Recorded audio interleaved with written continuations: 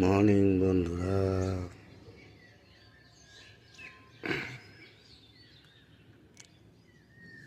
আজ আমার জন্মদিন।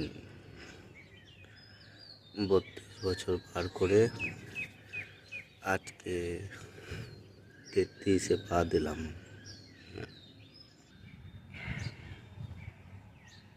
ঠাকুরের কাছে এটাই প্রার্থনা করব যে বাকি জীবনটাও যেন ভালোভাবে কেটে যায়, আর আমার ফ্যামিলির সব মানুষ যেন ভালো থাকে। আর কিছু ভগবানের কাছে কোনো প্রার্থনা নেই।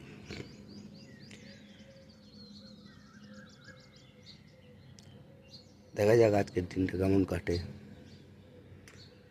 সকাল সকাল উঠে পড়েছি।